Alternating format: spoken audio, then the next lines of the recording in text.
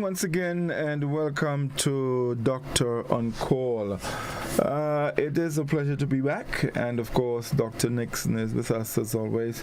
This evening, we are talking about hepatitis, yes, and we'll tell you all about that, what it is, symptoms, treatment, and of course, how you can avoid, getting that condition. All right, so do stay with us. We welcome our viewers on GBN Television, our friends on our Facebook page and YouTube channel, and of course you all our listeners on K105 FM. All right, so it's a good time to welcome Dr. Nixon. Doc, good evening and welcome again.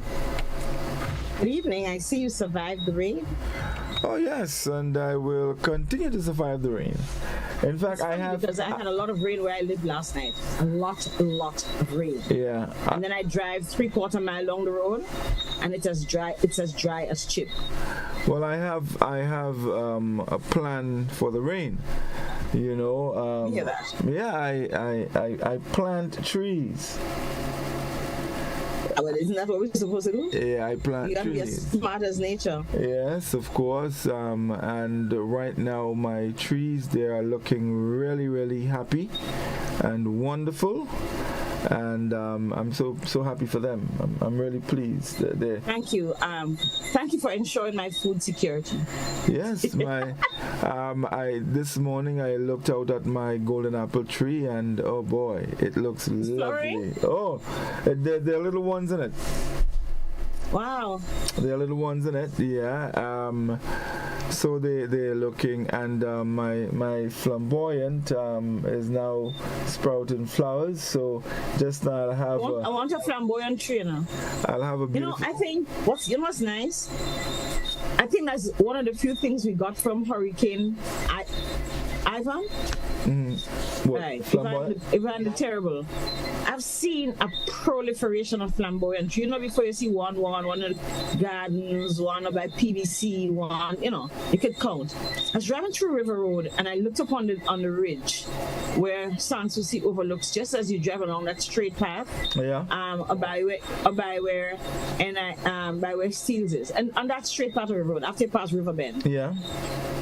And there's a line, like about 8 trees. Trees touching each other, absolutely. And the flourishing. The flowers are. Oh yeah, have you seen the yellow one? Yes, I've seen the yellow one. There's 2 trees down in Grandad's. Yes. Right. Then there's another, as you leave Westmoreland School, going up the hill, on the left-hand side, right after the school, there are a whole line of trees again. There's a whole lot of trees over the prison. That hill of the prison over the botanical gardens. And those things, I see trees in my neighborhood that never were there when I was a child. So, it tells us, we might not be able to reap the beauty or the benefits of what it is a food tree. But I think it makes sense planting now. And yeah. I may seem to have been joking about food security. The truth is I'm not. We have to ensure that there is food, and the only way we can be sure there's food is to put it on there to reap it. Okay, Doc, hold it there. We need to take a short break. We're having an issue with the video, so we'll take a short break and have it rectified. So, folks, stay with us. We'll be back with you in just a moment. I also want my technical guy to come over and see if he can help me rectify this. So we take a break. We'll be back in a moment. Okay.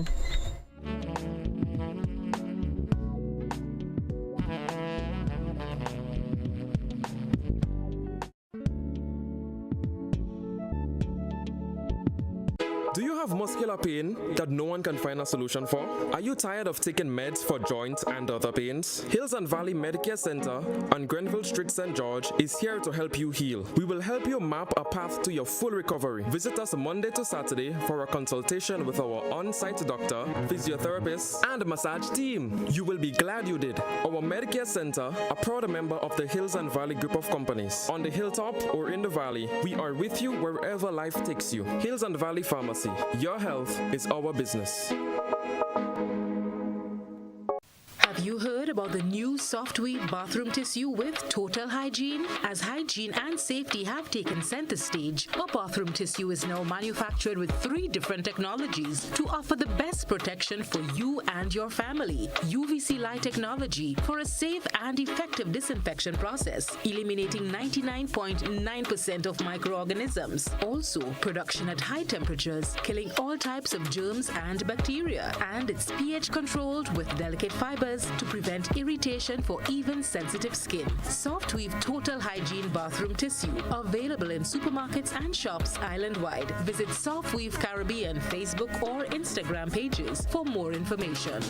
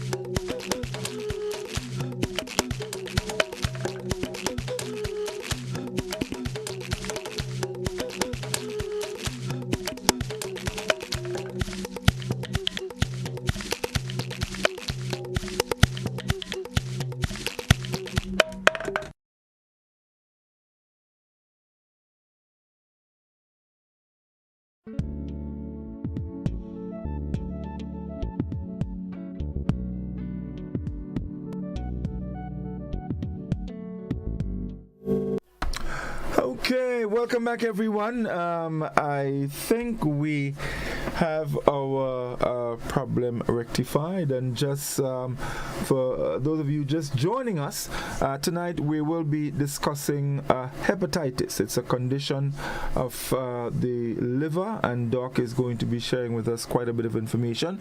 And I in a moment, for those of you who are wondering, we would have it up on the screen in a moment. Yeah, so we're talking hepatitis this evening.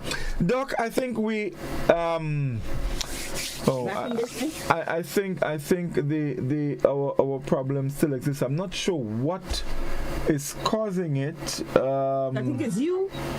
No, it's not me. It's not me at all. We have to get it rectified. We cannot.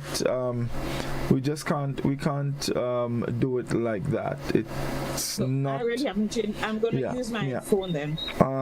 So let's see if we can have that rectified again. Yes, sorry, folks. We need to have this rectified. Stay with us. We'll be back in a moment.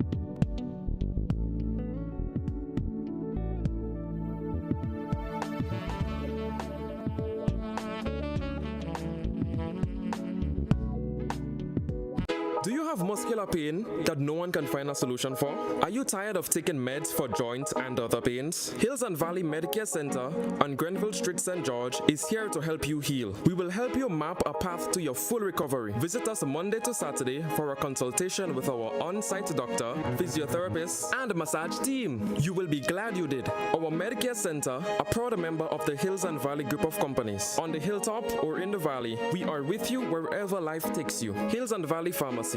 Your health is our business.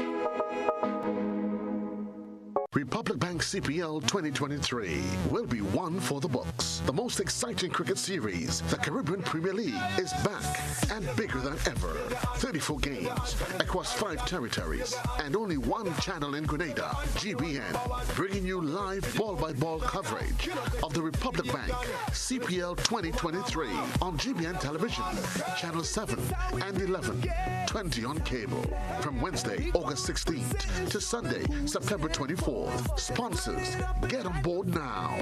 Grenada's broadcast of Republic Bank CPL 2023 is made possible by Republic Bank. We're the one for you. The National Lotteries Authority, Grenlec, and Hard On Plus.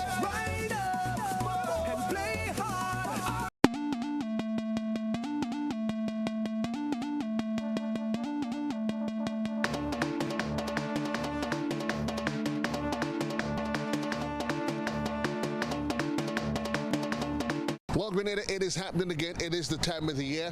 What time of the year it is? It's the time of the year when we get ready for the 2023 edition of the King of the Grill.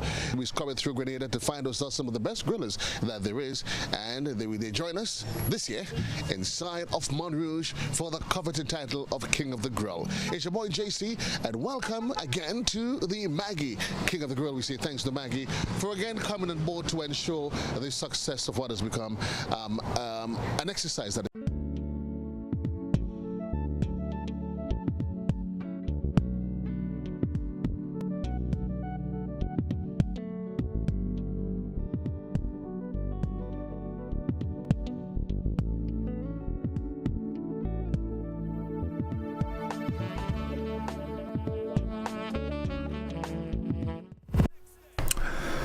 Okay, welcome back. And folks, we do apologize for that.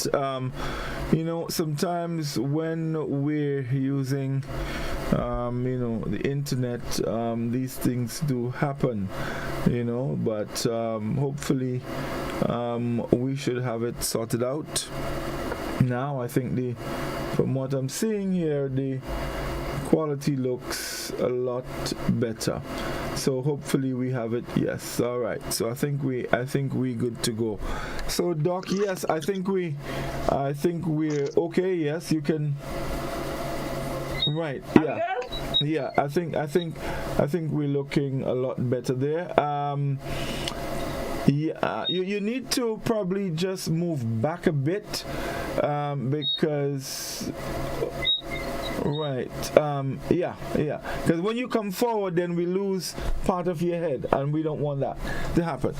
Right. So tonight, folks, we're talking about hepatitis, and Doc, hepatitis, and my favorite site for programs like these, and of course because it is a reputable site, credible. In fact, they always show you the references and the research that is done, so you know that you're not just saying anything. And according to Healthline, hepatitis is an inflammation of the liver. It may be caused by viral infection, alcohol consumption, several health conditions, or even some medications. And the treatment varies based on the type and underlying cause. Doc, hepatitis. Let's start the discussion. So hepatitis, anything that has titis at the end means inflammation. There's some inflammation going on in the organ. Right.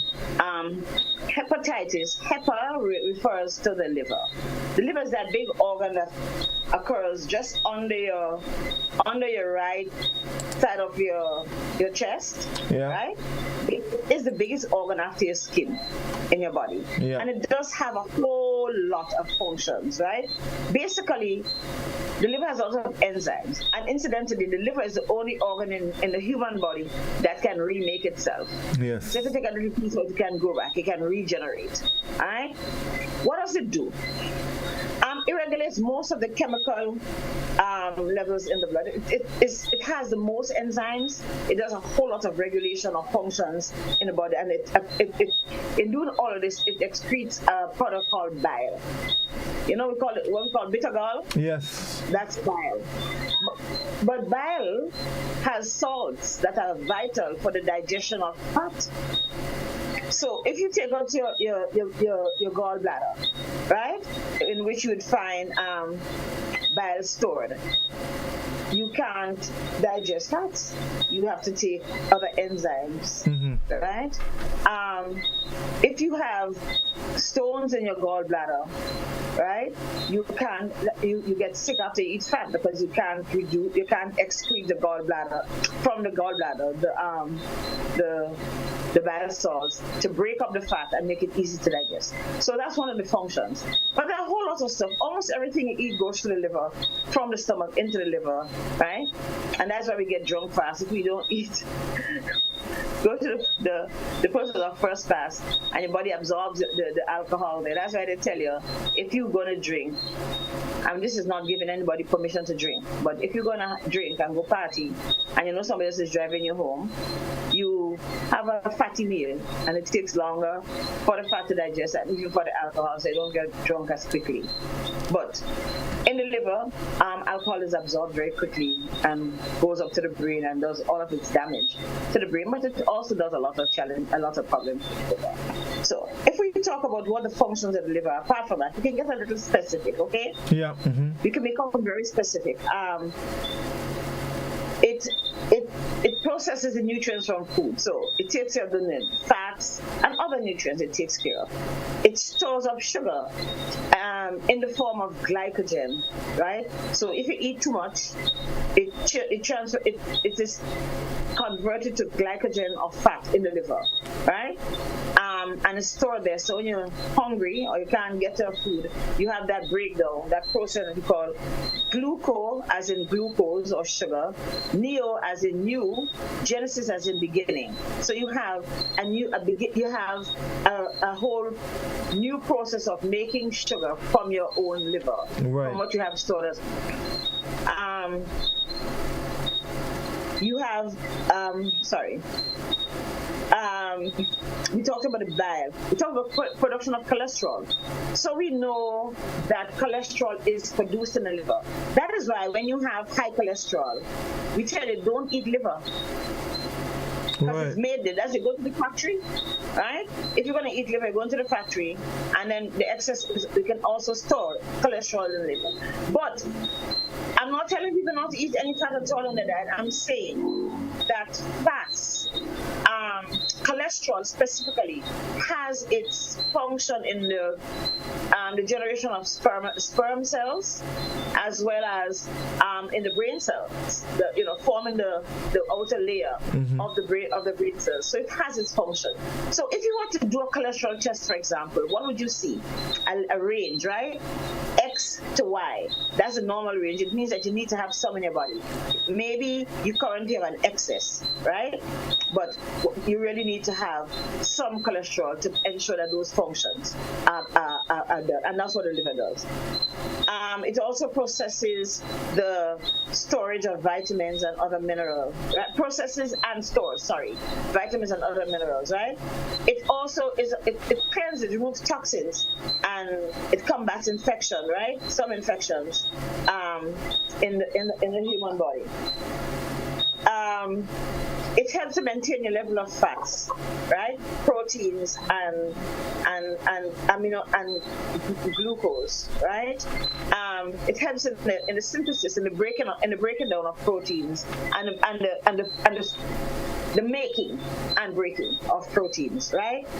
And it helps manufacture protein, right? And other functions in the blood, right? So we know, for example, that some people who in liver failure, let's say they have cirrhosis, and we could talk about that a little after, right? Cirrhosis is when you have regeneration of liver, but it's like, it's like scars. It's almost like scar tissue, right? But you have factors, chemicals in your blood called factors, clotting factors, that helps to maintain a balance, so that you get a cut, right? You get a cut, yes, blood will flow, but it will stop.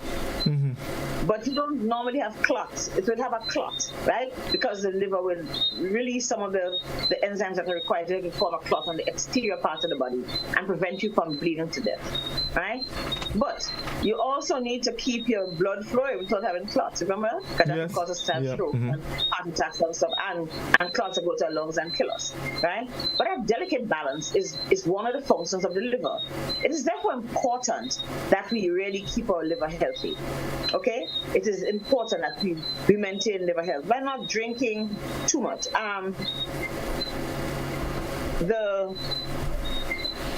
Not drinking too much, by not eating food that have high toxins that could affect the liver, by not alcohol, and other things. I'm going to give you an example. You know, we talk about using natural medicines, and then there's a combat between the people who are the naturopaths and the allopaths, like me, right? So, one of the things that happens when you're researching medicines, you look to see how it affects the liver. There's some medications that do affect your liver, like cholesterol medications, pain medications, simple Tylenol. If you come to Tylenol or Panadol or acetaminophen, right? If you consume too much of it, you can actually damage your liver cells. But we're supposed to tell our patients that. We're supposed to inform them. So I'm not going to tell my patients, take Tylenol every day for the next 6 years. Okay? You have an acute situation, you give some medication and you stop. Right? And there are medications that can damage. But I'll tell you, natural medications are something else. Do you know what's Old Maid? Oh. Periwinkle. If you grew up with your grandmother, she had a pan by the step. So it's like 4 leaves. You have pink, you have white, and you have purple. Remember it? I'm not sure. Call it Old Maid and Periwinkle. I've heard the name Periwinkle, but I can't. Go it. So it's very common. I don't see it a lot now because we don't plant flowers in butter pan anymore, right? And it's something that will grow. I don't see a lot of it, but it used to be a lot when we didn't buy plants. It was just a thing that just grew in somebody's yard, and they gave you a plant and you plant it in your yard and stuff. Now, it is also known that periwinkle is very good at controlling glucose. So a certain population of people whom I know started using periwinkle. You know, you make it like a tea or whatever you do, you draw it like a tea, right? And the people in the research center at the university heard about it. So they wanted to see. And yes, it does control your blood sugar levels, right? And then they started to look to see how the people's bodies were reacting. People were having severely intoxicated liver, almost to the point of their livers beginning to fail. Right? Inflammation. You already talked about medication, right? So it's a form of hepatitis. So we have to be very careful because sometimes things are very innocent. And then remember, this goose and gander thing is not necessarily true, right? Because something might work well for you as a plant, as a natural therapy, a natural therapeutic agent, but it knocks me out. So we have to be very, very cautious about how we use things that are not scientifically researched, and we don't have numbers and data. Yeah, and I know people talk about, research is excellent. And the truth is, people who do proper, ethically run scientific research give you true data, and they will tell you all the negative things and all the positive things. Also, when you're doing research, if there are negative things, you're supposed to stop it anyway. If there's more negative, like a lot of toxicity, death, and stuff that comes out of the development of this medication. So that's hepatitis. That hepatitis, when whatever it is causes your liver to become inflamed. Right. So if your knees swell up, if it's inflamed and swell up, your knee is not going to move. It's not going to work. In the same way, if you have all of this swelling, inflammation of the liver, you are going to not be able to manage a lot of the normal functions that are required, especially within digestive and removing toxins from your body. Right. So you did mention hepatitis B, and I think that's what a lot of us know the most. But there's hepatitis A and C and E. But we're going to talk about B because hepatitis B is caused by a virus, right? The hepatitis B virus. It's caused by a virus. How do I get it? How do you think we get hepatitis B virus? We get hepatitis B virus just as how we get HIV. It is a sexually transmitted disease. So you get it by unprotected sex of whatever kind people want to have. Exchange of body fluids is basically the reason how you get it, right? And just as how you have mother-to-child transmission in HIV/AIDS, you have similar mother-to-child transmission, where, especially during birth, you may have mixing of the blood. Other times you don't really have mixing of the blood of the mother and the child. It happens during the just as the baby is out of the mother's body. You may have some exchange of blood from the mother in the placenta that goes down to the baby. But other than that, you don't really have exchange. You're not supposed to have exchange in uterus anyway. So, hepatitis B has become very topical. Probably in the last, before we started vaccinating like 30 years ago, I remember working in the ER, right? And the vaccines became available. Because we may be playing contact sports. Let's say we play, what's rugby. Just rugby. I look at rugby and I think everybody goes home without skin, right? You brush against somebody and you have a quick exchange of body fluids, right? Or one guy may be sweating and you have a bruise and you guys bounce. And just like that, you can get hepatitis B virus. Mm-hmm. So, what does it do? Well, it does cause severe inflammation of the liver. You may not get hepatitis, or you may get hepatitis that's so very mild that nobody knows, and your body heals itself. Okay? Just like you get a cold, just like some people get COVID and you don't even know, mm-hmm. right? Because your body heals itself. But you may have fluid and severe hepatitis B that can actually cause severe illness, jaundice, liver dysfunction. Your liver can fail, right? And you might need a liver transplant, but those are 1 in a million. Okay, those don't happen a whole lot, right? And you can die from having hepatitis B. What do we do? What do we do about hepatitis B? We vaccinate. So we know that most of our children are born in the hospital.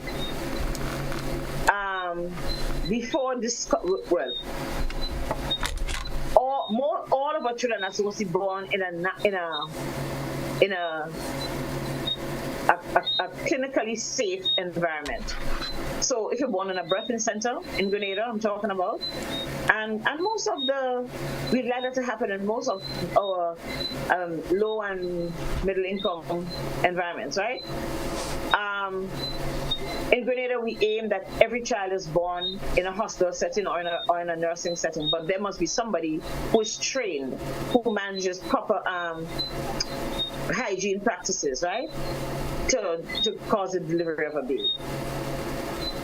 By the time your mom is ready to go home, you have already had your first hepatitis shot. But that is not the first shot that a child gets. And there are 3. You get 1 then, 1 in a month from then, and the third one you get at your 6th month. Mm-hmm. And that is a lifetime vaccine. We say yes, hepatitis B can make you quite sick, because if all of the functions, all of the regulations, right, that the liver is supposed to do are impaired, you're gonna be sick. You know, if you can't regulate your storage of food, if you can't extract all the toxins in your blood and all the rest of it, right? If you can't produce proper bile to digest fats, people are going to be sick. What do we see in people who are sick from hepatitis? I'm going to say,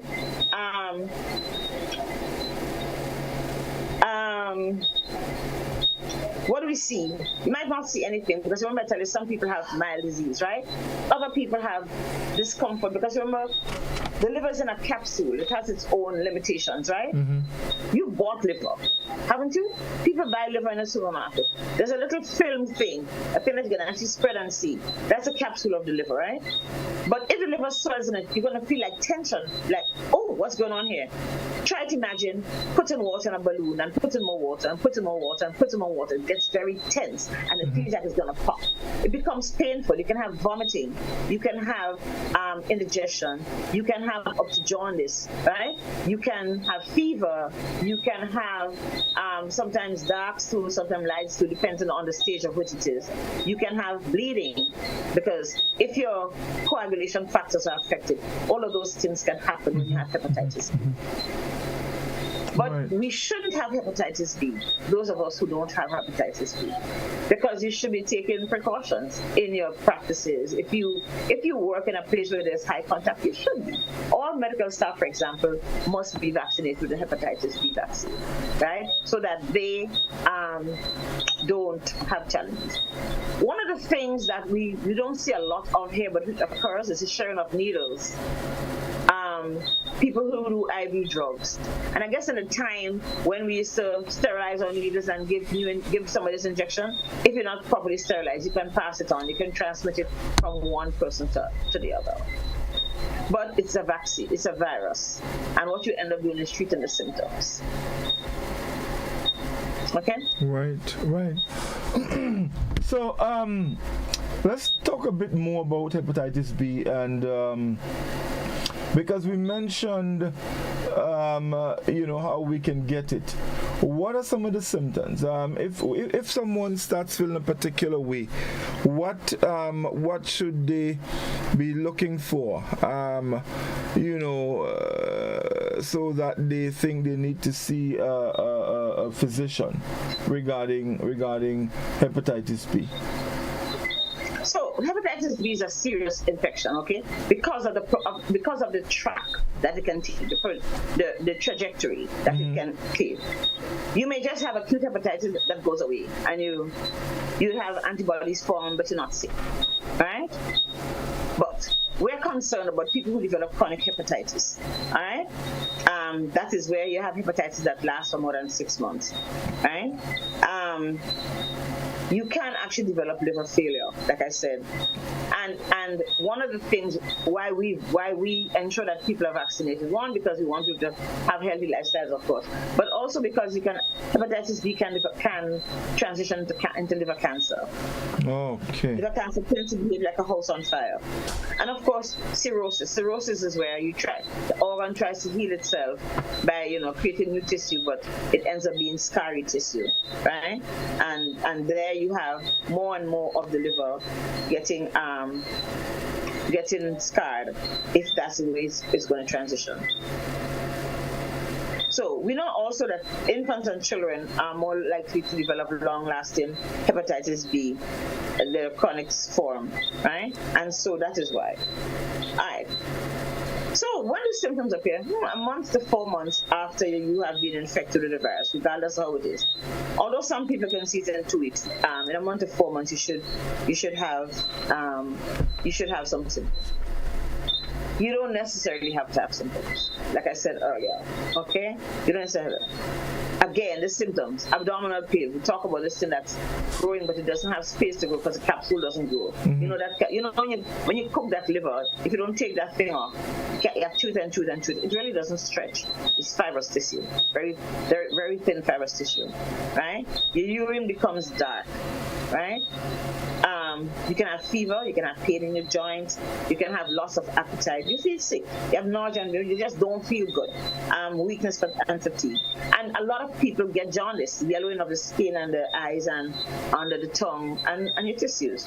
The jaundice actually causes you to itch. When you have jaundice, the more intense the jaundice is, the more itchy your skin becomes, right?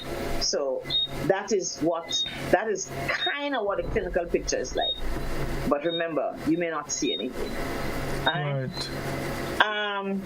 You really should talk to your doctor if you have been infected with hepatitis B. Most people might have symptoms by the time they go to by the time they recognize that they're ill, and you should really go see a doctor. Okay? And that's what is. So we know what's causing it already, but it comes from one person to the other through blood, through body fluids. All right? So you really need to avoid. And if you know you have hepatitis B, you actually have to protect the other people around you. They should know, because not everybody has had vaccination. We know that people who work where there's body fluids and stuff, where there's contact, like I said, sports people, healthcare people, maybe the police, because the police really should, right? Some people like to bite. Some arrested people like to bite, and we don't want the police getting bitten by somebody with hepatitis B and getting something as terrible as that for the rest of his life. So people out in front. Right? Another thing is my head staff are always prone to getting needle sticks accidentally. And sometimes, despite whatever precaution you take, you may get stuck with a needle. You may get stuck with a needle by somebody you've taken blood from who eventually just jumps and, in a moment, or a child who's fighting and who may have hepatitis B and gives it to the nurse. Okay? Right. So some of the common ways, I know we touched it earlier briefly, but some of the common ways you're talking about sexual contact, sharing needles, incidental needle sticks, mother to child, and so on. But I want to bring it into context. The whole issue of sexual contact. We are now in the carnival season, and we know what happens. No, I don't. Apart from dental floss and feathers. But seriously. Right. People become inebriated, they drink, they smoke, they do things, and they just get, some people don't use any substances to get high. They just high on having all this fun, and we lose our inhibitions. We have to remember that this is possible.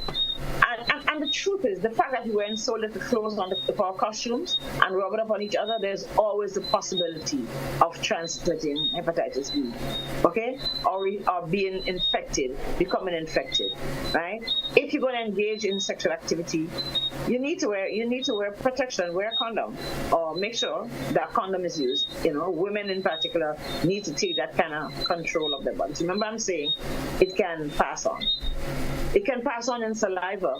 So remember, that is another means of transmission. It can pass on from you bruising. So if you're going to gyrate with Tom, Dick, and Harry. The other thing is that because it's so hot, our blood vessels are very dilated.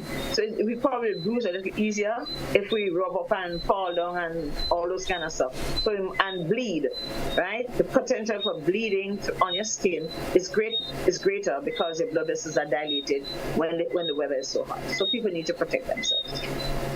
Right. There's what is referred to as, well, of course, sharing needles and mother to child. That is, I think we understand that.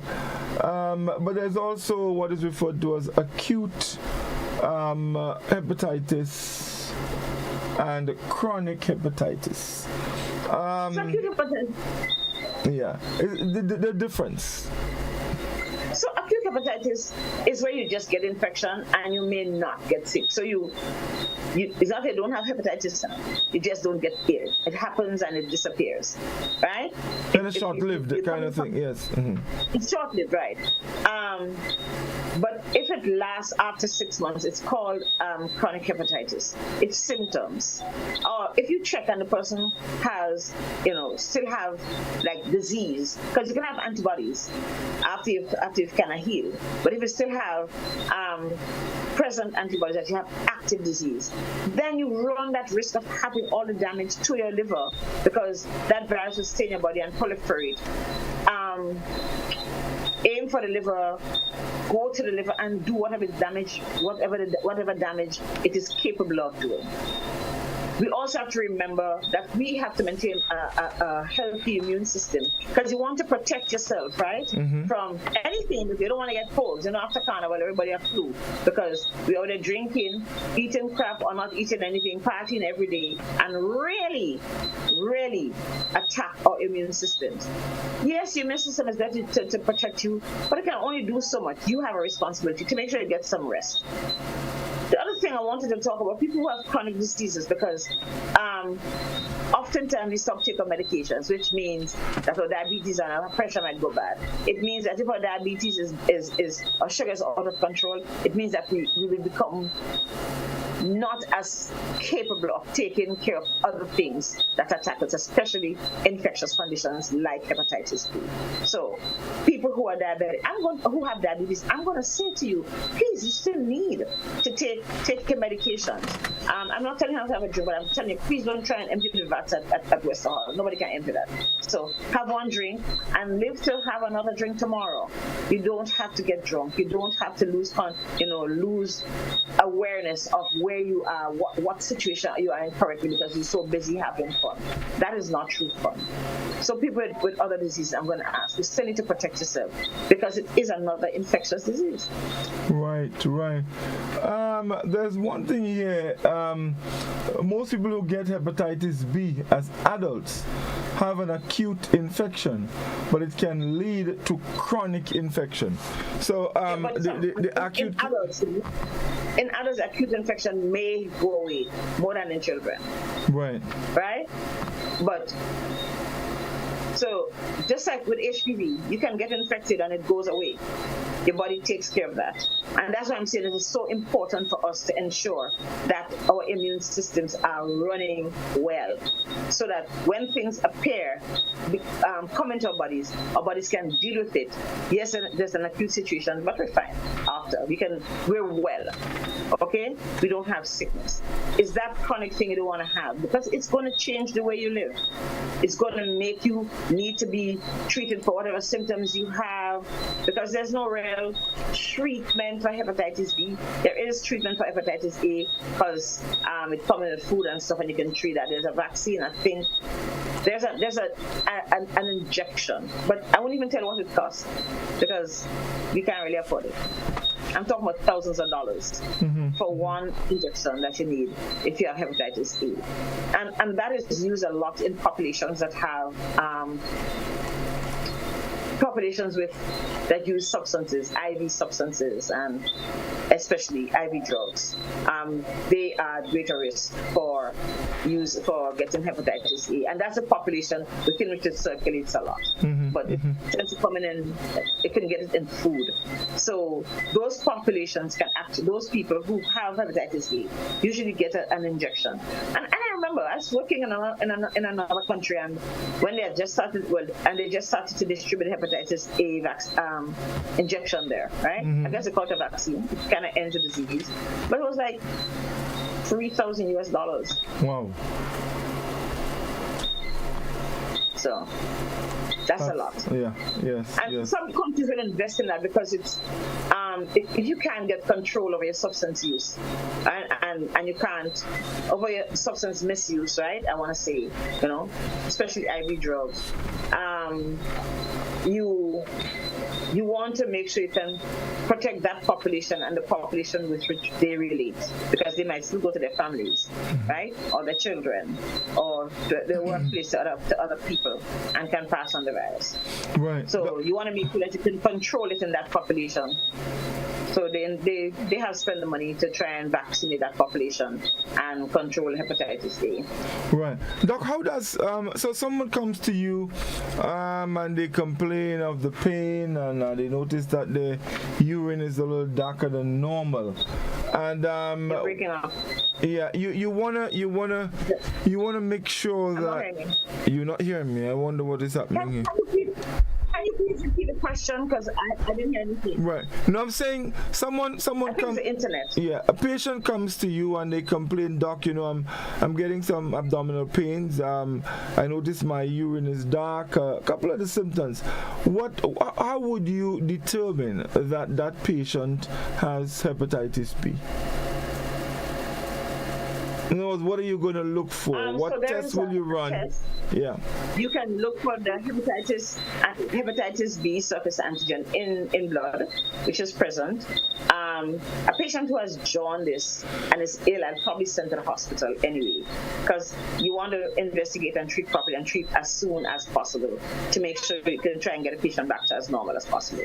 But there is testing of the hepatitis, and then you want to do the liver functions. You want to see how much damage there is to the liver, right? Remember, they have different liver enzymes that you do tests for, right? Some of them may be elevated in people who drink, and then others are elevated in different stuff. But you want to make sure that you do the hepatitis A, you want to do the blood count, you want to do the hepatitis B, and if you have the other tests, you can do them as well. And if you know that in your environment you have A or C, you would test for that as well. Because you have to figure out what are the possibilities of my patient having B as opposed to having C. Right? We know that B is probably in Grenada, so you're going to really invest in the tests that are going to give you results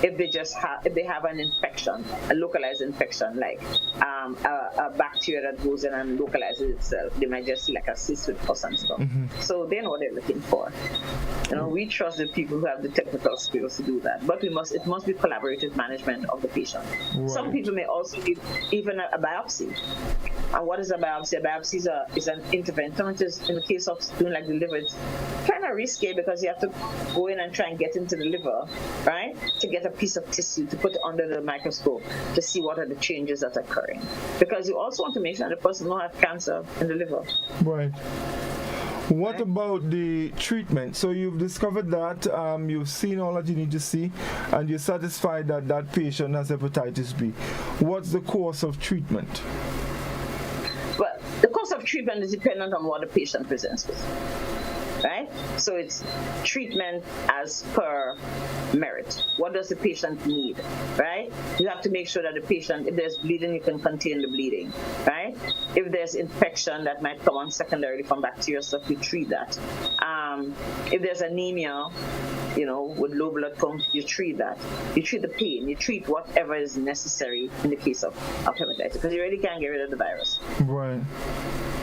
Okay, so I'll tell you what. Then it's too late to get a vaccine. Okay. Let's take a short break. When we come back, we're going to talk a little bit about some tips that you can use to prevent hepatitis. So stay with us. We'll be back in just a moment.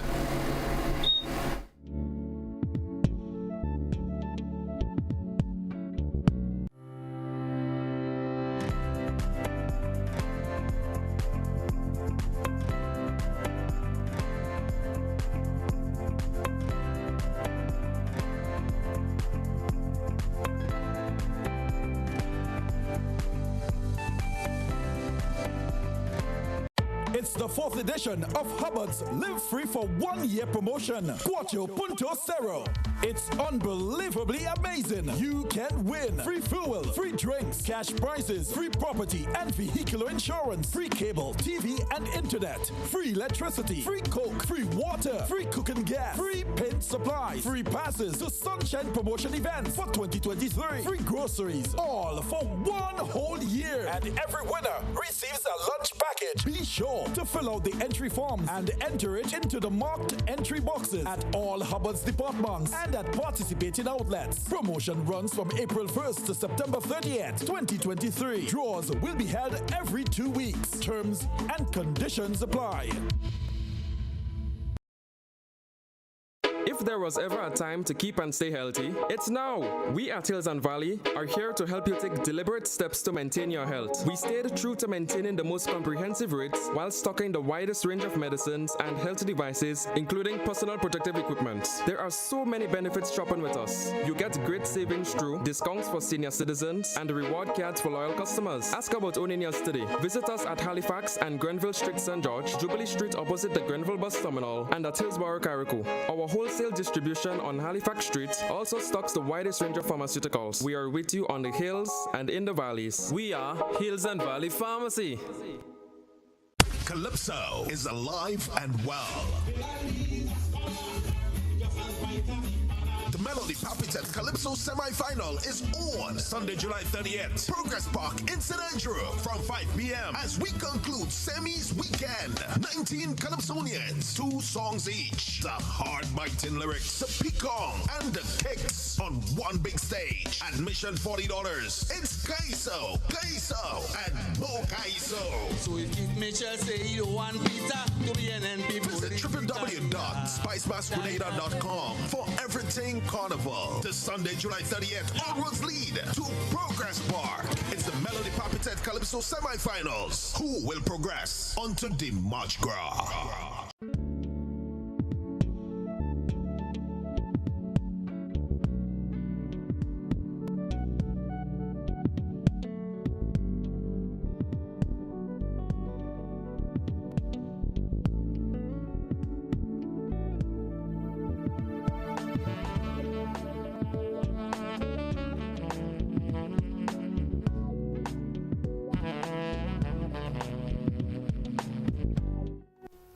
Welcome back, everyone. Doctor and Call, and tonight we're talking about hepatitis, of course, with more emphasis on hepatitis B, one of the more common ones.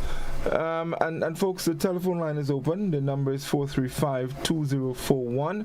So if you have any questions, you can give us a call, or if you're using WhatsApp, you can type us a message. No WhatsApp calls. We are not taking WhatsApp calls. To call, you have to dial 435-2041. Or if you on Facebook, you can leave us a message on the Facebook. You can ask your question there, and we definitely will accommodate you. All right. So the number again, 435-2041. You can give us a call with your questions.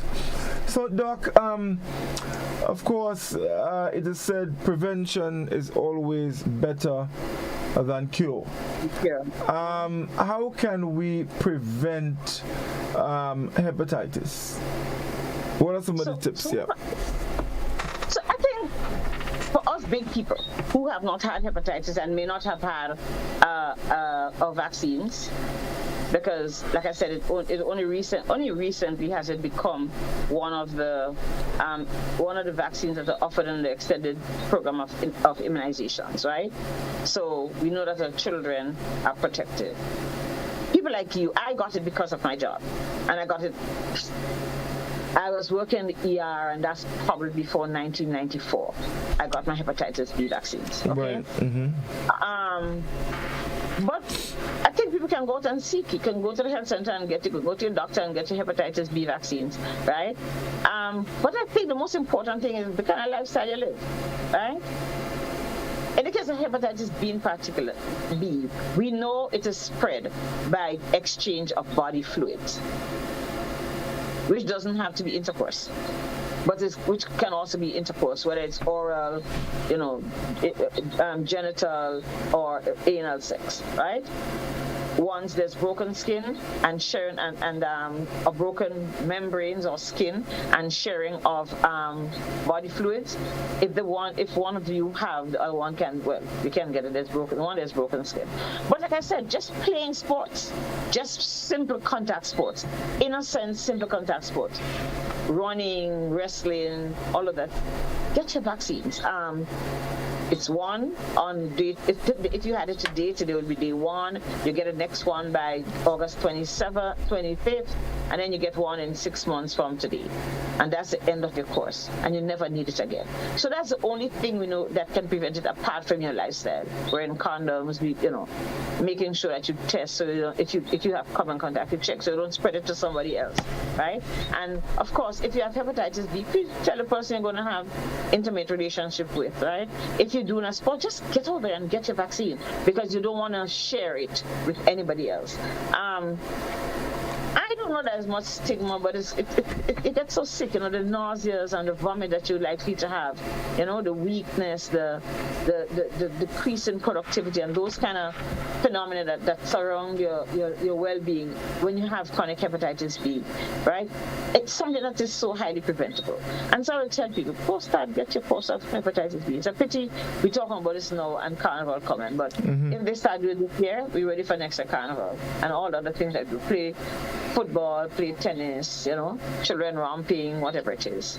But like I said, our little children probably are most likely immunized against hepatitis B.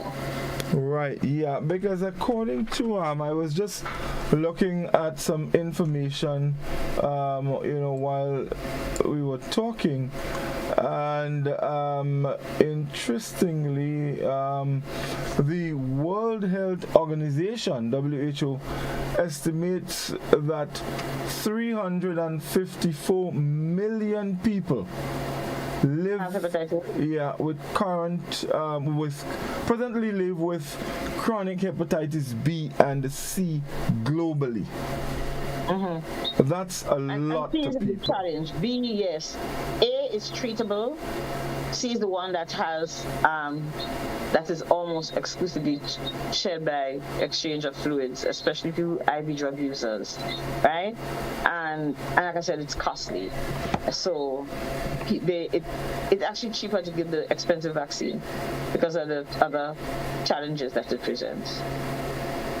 Right. Right, there was something else I had to ask you. Let me see if I can find this here. All right, so we spoke about the vaccines, reducing exposure. Quickly, the complications of hepatitis. Are there any correlations between hepatitis and let's say other chronic conditions or other medical conditions that we should be concerned about, Doc? Yeah, we kind of mentioned three. One, cancer, because hepatitis B and some of the other hepatitis, just the infection and the chronic changing of cells and regeneration of cells can lead to development of cancer. And that's one of the worst things. But you can have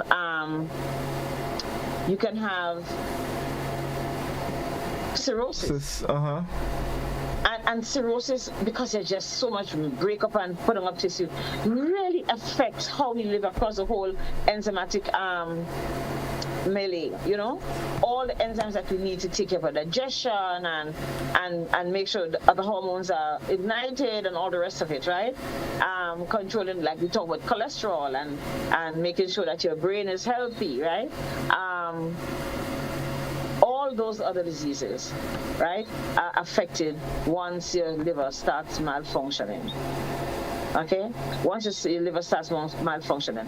And cirrhosis, one of the fundamental, most prevalent symptom that we see when we have cirrhosis of the liver is that bleeding. And bleeding, you have distended, you have varicosities, you have varicose veins developing along your gullet, your esophagus, right? And those things bleed, and you can actually bleed to death. The bleeding comes from there, and remember that your clotting factors are affected. Okay? And sometimes you can also get into liver failure, which is not a pretty thing, right? Liver failure where you can have up to brain involvement, right? Where the person can get into coma, they can have seizures, right? Some people come around. I've seen one of my friends suffer through liver failure, right? As a result of hepatitis, right? And it was just horrible seeing him getting seizures often. All the rest was very painful to watch. For something that we can probably avoid by lifestyles and by taking a vaccine. All right. Let me just share this quickly, Doc, and you can comment on it because we're getting close to wrap-up time. When your liver stops functioning normally, liver failure can occur. Complications of liver failure include bleeding disorders, we mentioned that, a buildup of fluid in your abdomen known as ascites, I hope I get it correct. Ascites, yes, my apologies. Increased blood pressure in portal veins that enter your liver known as portal hypertension. Yeah. Kidney failure. Hepatic encephalopathy, that's it? That's what I said, when they have brain problems related to hepatitis.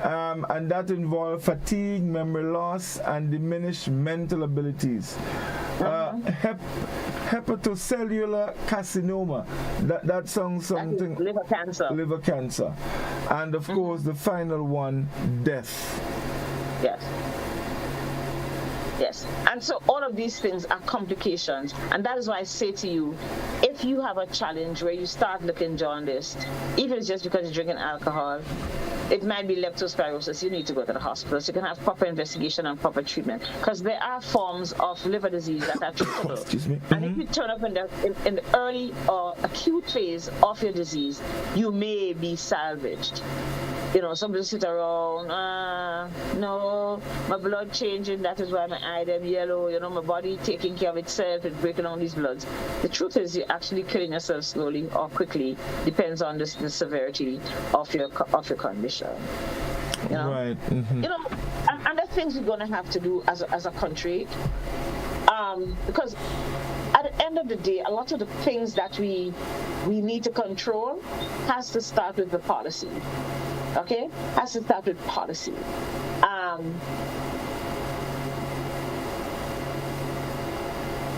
are we going to provide vaccines for? We know that we give it newborns, right? And children up to 6 months will get their third dose. We know that athletes will get it, but can a man who just wants a hepatitis B vaccine have it? We know that alcohol is very addictive, right? Very, very, very addictive. Are we going to provide rehabilitation centers and Alcoholic Anonymous programs to prevent relapse, right, of alcoholism? Because in the case of alcoholism, people who do alcohol rehab, there's a 75% chance that you remain in remission. Okay, that you don't relapse. Okay, and that's very good. But we have a large population that actually consumes a lot of alcohol. Like I said, it's available. If you go in the shop and have money, a guy will get a drink out of your eggs. He will get 2 drinks out of your pot. You understand? I pass by your house, you might ask me what you're drinking. And if I tell you I want water, you say, oh dear, girl, why don't you take a beer? Right? That's how kind we are with alcohol, even though it's expensive, right? So we have to create an environment within the health leadership where there's education, right? There's a possibility for prevention, and in the case where people are already affected, that there is facilities for rehabilitation and health reintegration, right? Especially in the case of alcohol, because we know it can work. Remember that alcohol carries a lot of comorbidities. A lot of these men have hypertension. They don't really pay attention, and alcohol does make your high blood pressure worse, right? A lot of the people who drink, you see them walking around on one leg because of that disease that they don't take care of. We have nutritional deficiencies because people consuming alcohol don't see the need to eat anything else because they don't feel hungry because they're drinking sugar all day. Right? Meanwhile, the alcohol shooting up to the brain, causing brain damage, right? Think about the disruption in family lives, and I'm actually getting this alcoholism thing, but think in particular the disruption in family lives, the interpersonal violence, right?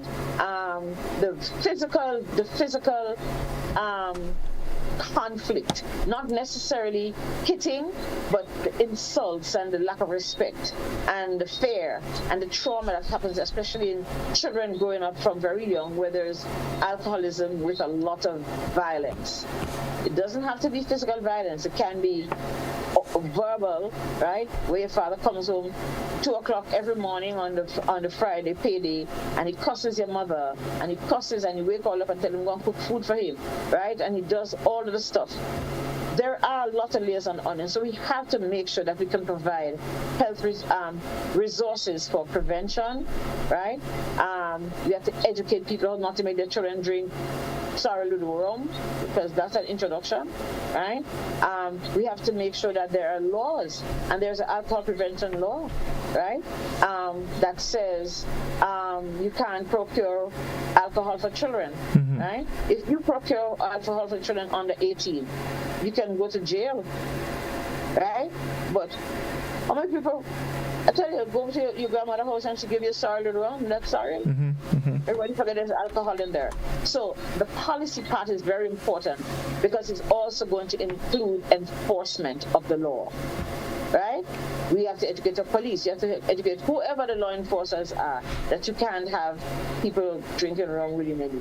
Whether we're going to have people who says in a bar, in some states in the U.S., your bartender can say, hey, I'm not selling you any more rum.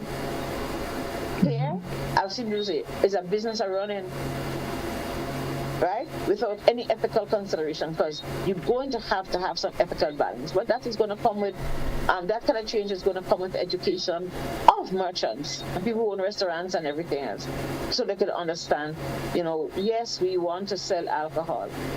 We in the Caribbean consume 40% of the alcohol that we make. Why? Why are we consuming that much? Think about what it is doing to our economies. Okay? So we have to seriously think, this can't happen. We have to make sure that the population is aware of the challenges that can happen. that can befall, people who drink or who are inclined to drink. Are we having conversations with our youth who are more, they're more independent, they welcome more money, they hang out, but they hang out and they share some common behaviors, and alcohol is a part of that, while they slowly,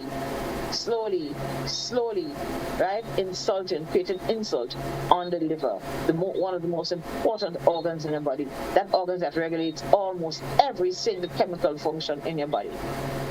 Right? So people need to understand that that's the disadvantage we set ourselves at when we insult our livers.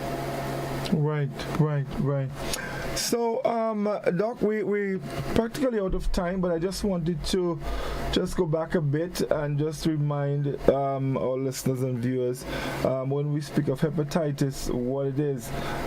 It is an inflammation of the liver, and it may be caused by viral infection, alcohol consumption, several health conditions, or even some medication, and treatment varies based on the type and underlying cause. Doc, you mentioned earlier we are in the carnival season. We know that's a time when large quantities of alcohol is consumed, and so we're asking people to please be mindful. Yes, you might consume some alcohol for a couple hours and you think that you feel great, you feel happy, but think about what can happen after that. All right. Insult, ongoing insult on your liver, especially if you're not after something drinking. Right. So it's important we pay attention to these things. We do this every Tuesday as a way of sharing information with you that you can use to help protect yourselves. All right. So we trust that you, at least, as Doc always say, take one thing from the program this evening, and it will be an excellent start to helping ensure you have you enjoy the best of health. All right, so thank you very much. You can join me tomorrow. I'll be back, of course, from 6 o'clock, and we continue our programming for this evening. Those of you who... my last words. Yes, I'm coming to you. You're coming to me still? Yes, I'm going to come to you for your final words. I was just saying to those of the people, I know it's carnival time, and there are many people visiting Calypso tents, and so please be careful on the road and protect yourself. All right? Doc, your final thoughts. And don't drink if you're driving, please. Be careful with that cold. I see you've been having some challenge tonight. So it's really very hot out there, people. Right? We've had a heat tsunami because it's been coming and coming and coming and coming without unrelenting, despite the amount of rain that fell last night.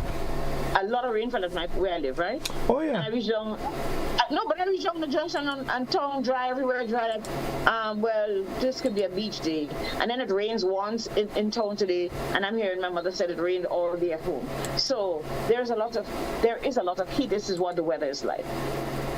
You really shouldn't be out in the sun for more than 15 minutes with this kind of rate.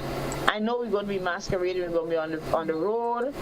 The less clothes you have, the more the skin loss, the more loss of fluids. Please rehydrate. Please rehydrate your children, your disabled relatives, people who can't speak or make decisions for themselves, and the seniors as well, okay? Or people who are very ill. Please, you have to make sure they have rehydration. I love coconut water. Everybody knows that. Coconut water makes the difference. It's good because you do need some electrolytes, some of those little salts to make sure that you replace what you lose. Because sweat is not just water. It has potassium and other electrolytes in there. So coconut water will come in very handy. You'll actually find that you feel a lot better. So please rehydrate. I'm going to ask people who are business people and stuff and have people doing work, think about having a different work schedule. Ask the persons to come in earlier in the morning so that by 10, 11 they're out of the sun, because that 11 to 2 o'clock sun is murderous. You can get in your hours where it's going to be at a different time. Boil your water, because there's a lot of sediments in the water and we don't know what is there. there's still COVID. Please protect yourself.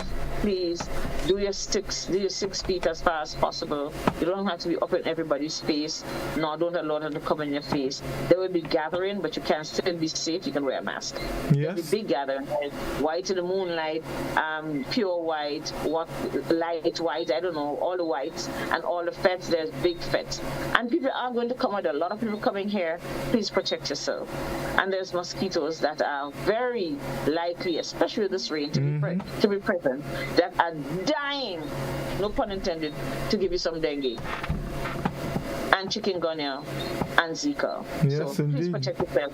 But remember, you also have to protect the most vulnerable of our population, okay? Because they can't do this for themselves. Indeed. Enjoy the Calypso 10 for me, because I'm not going on the road. Afraid crazy driver. Right. Doc, thank you so very much. And to our viewers, listeners, we thank you for staying with us. We trust that at least you were able to take at least one thing from the program this evening. We continue next Tuesday, of course, with our Doctrine Call. Do join us. But those of you on the road heading home, please be careful, take good care, and of course, I'll be back with you tomorrow evening from 6 o'clock. Until then, do have a good night. All the best. Have a good night.